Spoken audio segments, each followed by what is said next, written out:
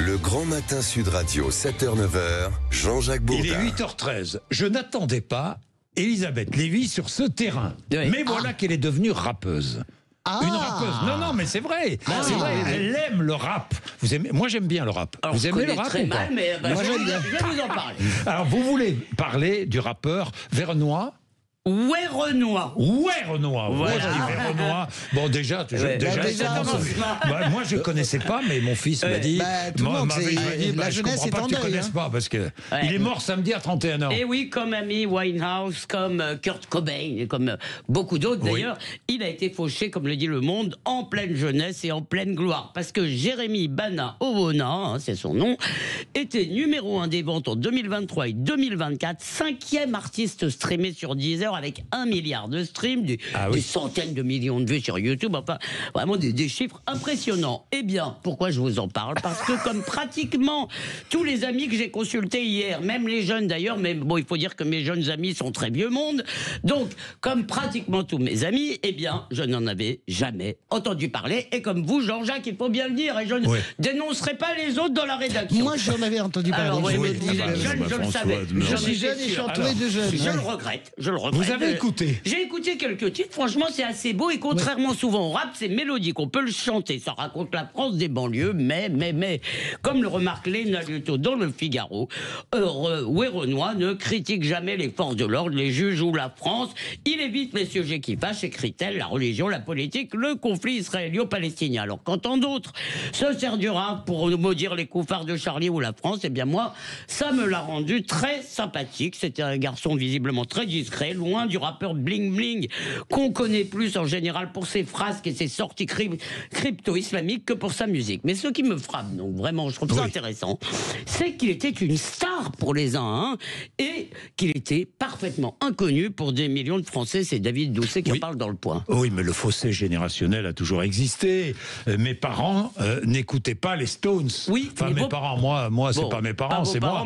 Non, mais moi, j'écoutais les Stones. Voilà. Mes parents, c'est vrai, ne connaissaient pas les Stones. En tous les cas, votre peut-être, mais il savait que les Stones existaient. Il y avait une culture populaire commune qui était véhiculée par les quelques masses médias existants, les grandes télés, les 4 ou 5 radios. Tout le monde les écoutait. 4 radios, il y avait à l'époque, je me souviens. Il y avait 4 voilà. 4 radios. Ouais, ma mère et moi, on fredonnait les mêmes tubes. Voilà, c'est ça le résultat. De même qu'à l'école, eh ben, tous les gosses avaient vu plus ou moins le même film, les mêmes dossiers de l'écran, ce que vous voulez. Alors, la technologie a accompagné, je dirais, la fragmentation culturelle des sociétés. Hein, comme le dit Michel Mappezoli, il y a des tribus virtuelles qui, dans le fond, ne se croisent pas beaucoup. Alors, ça recoupe en partie les fractures identitaires. Certes, le rap est devenu la musique jeune, la musique de tous les jeunes, hein, ça c'est vrai, mais c'est aussi le soft power des quartiers, dirais-je. Ça popularise leur argot et leurs références. Mais en tous les cas, il ne produit pas ces tubes qu'on entonne de 7 à 77 ans pendant les mariages. Si vous voulez, vous mettez pas tous à chanter une chanson que tout le monde connaît. Eh bien, parce que comme le sport, la musique ne rassemble plus. Elle ne rassemble même pas d'ailleurs toute la jeunesse issue de l'immigration, hein, depuis la mort de Renoir. Alors ça, quand même, c'est triste, mais il faut quand même finir là-dessus. Des musulmans, des gens qui s'affichent musulmans, insultent la radio Skyrock qui annonce un hommage au rappeur. Ils menacent les fans qui postent des extraits, appellent les plateformes à retirer ces morceaux. Je vous le donne en mille. Pourquoi? Parce que la musique, c'est haram, c'est interdit, et que ça empêche Renoir d'aller au paradis. Ces propos, je le précise, ont été dénoncés par l'entourage. Seuls les clips seront, qui doivent être plus osés, je n'ai pas regardé, seront indisponibles pendant le temps du deuil. Alors on dira que ces gens, vous allez me dire ça, je sais, Jean-Jacques, ce sont quelques hurluberlus. Oui, ça commence toujours par quelques hurluberlus. Et moi je me demande, j'ai l'impression qu'après le voile dans le sport, la prohibition de la musique sera peut-être la nouvelle bataille du salafo-frérisme. Oui, alors je voudrais juste, c'est des paroles que j'aime de Renoir, parce que j'ai la chance d'avoir dans mon entourage des gens qui ont 18 ans. Je voulais juste vous dire, la réussite se compte en années, les défaites en heures, mais la patience est carrée, donc le chemin est d'or. C'est très rare un rappeur qui écrit des choses aussi belles. Il y a MC Solar qui écrivait ça. Oui. Il a un peu disparu. Mais oui, Renoir, c'était moi, il m'a vraiment beaucoup touché. Je suis assez d'accord avec ce que vous dites, mais on oublie que le rap, le plus grand rappeur aujourd'hui au monde, celui qui vend le plus de disques, c'est Eminem.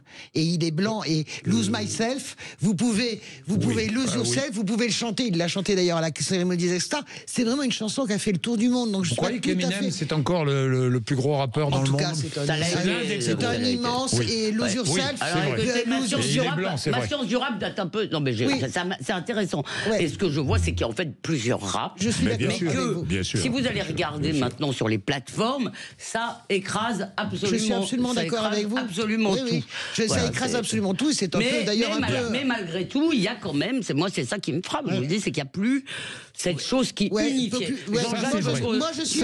C'est vrai ce que dit Elisabeth. C'est une remarque très juste. Oui, alors après, il y a une fragmentation. Oui, il y a normal. une fragmentation, mais à un moment donné, vous savez, le rail est passé aussi. Le rail, beaucoup de gens écoutaient le rail et notre génération ne l'écoutait pas. Et d'un seul coup, vous avez un artiste qui s'appelle Khaled et vous avez Jean-Jacques Goldman qui lui fait une chanson et ça devient Aïcha, qui est une des chansons les plus vendues. De Goldman. Qui finit tous les mariages parce qu'il s'adapte au rail. Le rail, à un moment donné, il rentre dans notre cœur aussi. Dites-moi à propos de Goldman, j'ai presque une comparaison à faire entre Édouard Philippe et Goldman. C'est-à-dire que la parole est rare.